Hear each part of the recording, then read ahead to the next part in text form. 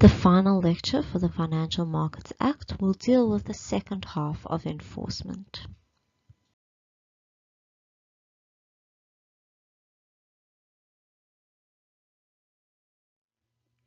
When we talk about on-site visits by enforcers, the registrar can conduct visits whenever they want. So depending on the institution and the impact that they have on the financial market, the registrar can conduct visits. These may be planned visits. So they will say, I will come and visit your institution every 3 months.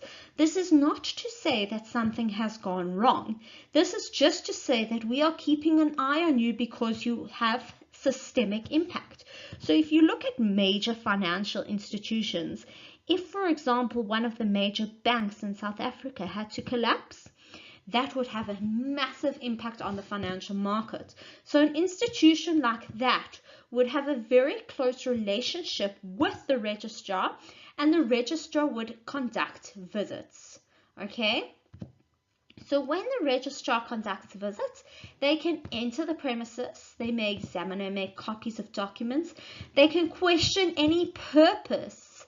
They can issue an instruction that prohibits destruction of documents. What is that similar to? An interdict, correct? Except an interdict is a legal document issued by a judge. This is issued by a registrar. The registrar is saying, do not dispose of the following documents. If they issue a receipt, they may remove documents in order to prevent concealment, removal, or destruction. And they can instruct a person to produce any documents. So keep in mind here, they cannot infringe on your common law right to professional privilege between attorney and client.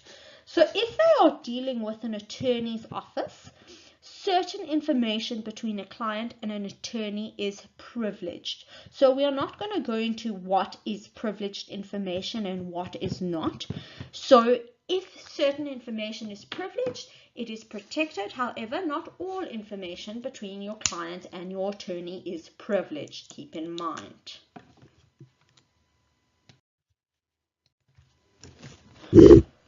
Once the registrar has done his investigations, what can they do after the inspection?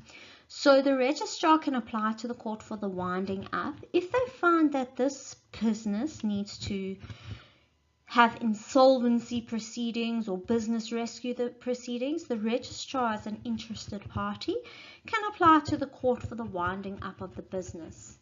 They can also appoint a curator in terms of the Financial Institution Protection of Funds Act. So a curator is a legal person that is put in charge of the affairs of that business. They can terminate or remedy any irregularity. They can prohibit any specified activity. So, for example, if you are a trader, they can prohibit you from trading. They can say for the next 6 months or until you fix this defect, you will not be allowed to trade for a certain period of time. They can, if they believe that a person is not fit and proper, they will obviously stop you from trading. They can refer the matter to the enforcement committee. The enforcement committee will then take the matter further. They can hand the matter over to the National Director of Public Prosecutions. Remember, the enforcement committee may enforce civil actions.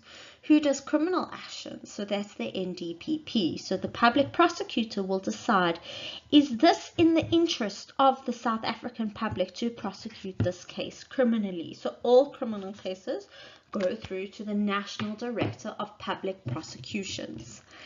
They can then put on the website the status and outcome. So if it's in the public interest, they will put that information on their website to say, this is what has happened, this is what we have found, and this is the enforcement options that have been taken.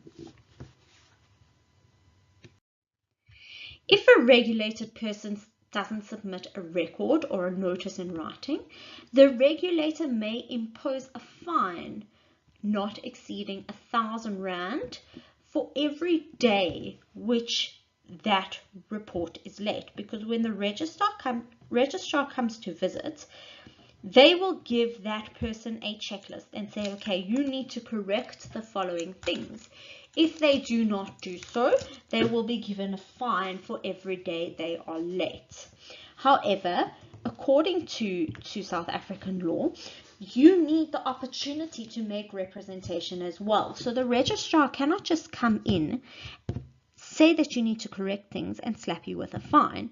You must be given the opportunity to make representation. So according to administrative law in South Africa, you must be afforded the opportunity to make representation. Why did you fail to submit the documentations? And then, of course, this process is subject to appeal of the FSCA. Disqualifications. The court can declare any authorized user disqualified if they have committed an offense where dishonesty is an element. It doesn't even need to be a financial offense. If they believe that that person is now dishonest due to an offense, they can disqualify you. Or if a person has acted recklessly or dishonestly, they can disqualify you from taking part in being a regulated person. The enforcement committee themselves, remember previously, the registrar can send certain cases to the enforcement committee. They are the ones that enforce the laws. They enforce compliance with the laws. They ensure that people have the knowledge and experience. So very often they also provide a training of people to make sure that the people complete that do the functions provided for in the Financial Markets Act have the knowledge of what they are doing. They can also appoint a chairperson and deputy chairperson. So a very important aspect of the enforcement committee is also education.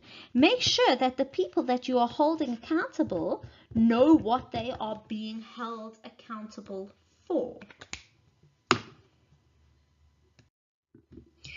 The registrar refers any contravention of the law to that enforcement committee, and the Directorate of Market Abuse can also refer to the enforcement committee.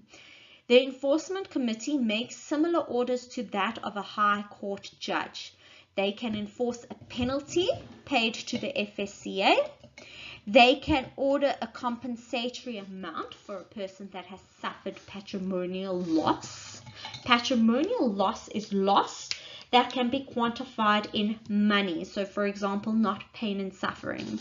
And they can order a compensatory amount to be paid in respect of insider trading.